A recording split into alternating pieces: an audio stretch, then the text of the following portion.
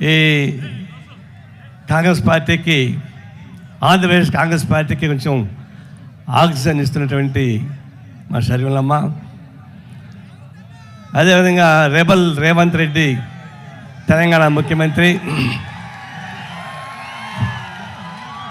ఈ సభకు రావడం అంటే ఇక విశాఖ స్టీల్ ప్లాంట్ అమ్మడానికి ఎవడబ్బా సొత్తు కాదని చెప్పేసి హెచ్చరిక.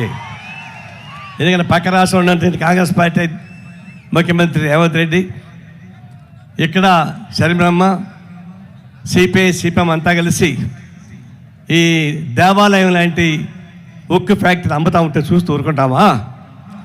మునిగే ప్రసక్తే లేదు. మోడీ దేవాలయాలకి తప్పవుతా ఉన్నాడు.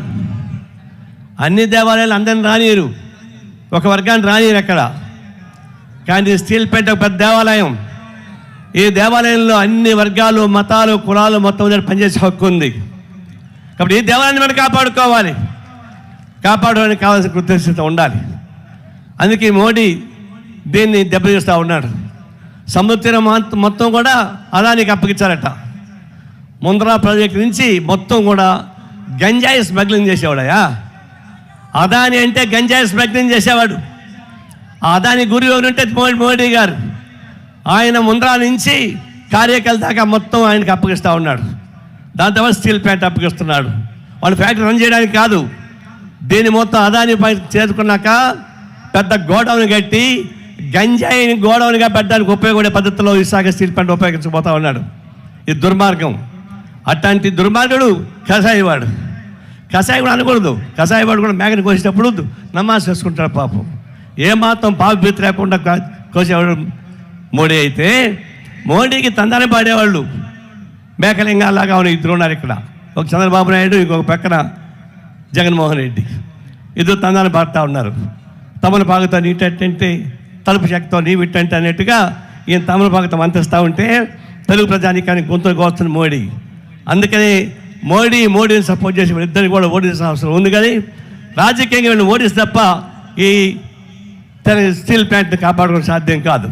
అందరం కలిసి పోరాటం సాగించి నిలబెట్టుకుందాం. ఈ ఆంధ్ర రాష్ట్రం రాజకీయాలు మారుద్దాం.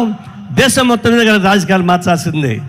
ఈ దేశంలో ఉన్నటువంటి ప్రజాస్వామ్యం కూని చేస్తుంటే రక్తసిక్త హస్తాలతో ఉన్నటువంటి మోడీని ఎవరు సపోర్ట్ చేసినా, ఎవరిని మద్దతు ఇచ్చినా వాళ్ళందరూ కూడా ద్రోహులే. తెలుగు ప్రజానీకానికి ద్రోహి ఎవరు తెలుసా? తెలంగాణ, ఆంధ్ర ప్రజానీకానికి కూడా తెలుగు అంటే అది మోడీనే. విభజన చట్టాలను అమలు చేశారా? బయ్యారం ఉక్ ఫ్యాక్టరీ ఇచ్చాడా? విశాఖ స్టీల్ పోగొడతా ఉన్నాడు. కడప స్టీల్ ఫ్యాక్టరీ ఇచ్చాడా? పోలవరం ప్రాజెక్టు డబ్బులు ఇచ్చాడా? అమరావతికి ఇచ్చాడా? అంటే విభజన చట్టాలను మొత్తం మోసం చేస్తున్నాడు. తెలుగు ప్రజానీకానికి శత్రువు ఉంటే అది మోడీ తప్ప ఇంకోటి కానే కాదు. తెలంగాణ ప్రజానీకాలను తెలుగు ప్రజలు ఉన్నారు, ఇక్కడ తెలుగు ప్రజలు ఉంటారు, అందరిని మోసం చేస్తూ ఉన్నాడు. అట్లాంటి మోసం చేసే గోరీ కట్టాల్సిన అవసరం ఉంది. ఆల్రెడీ రేవంత్ రెడ్డి అక్కడ గోరీ కడతా ఉన్నాడు.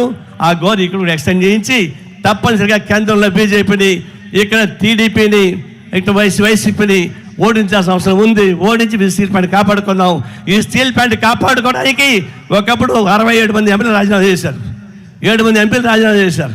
కమ్యూనిస్ట్ పార్టీ నాయకులు అనేక మంది రాజీనామా చేశారు. పోరాటాలు సాగించుకుని దీన్ని నిలబెట్టుకుంటామని చెప్పేసి ఆశిస్తా, నిలబెట్టుకోవడానికి ప్రయత్నం చేస్తా, సెలవు తీసుకుంటా ఉన్నాను. Thank you very much sir. CPM నుంచి రాష్ట్ర కార్యదర్శి శ్రీనివాసరావు గారు రావాలి. మరి వారు రాలేకపోయారు. నరసింహరావు గారు దయచేసి సమయాన్ని దృష్టిలో పెట్టుకుని వారు ఎలక్షన్ కమిషన్ నామ్స్ ప్రకారం ప్రత్యేక ఫ్లైట్లో రాలేకపోయారు. రెగ్యులర్ ఫ్లైట్లో వెళ్ళాలి. సహకరించాలి దయచేసి ప్లీజ్.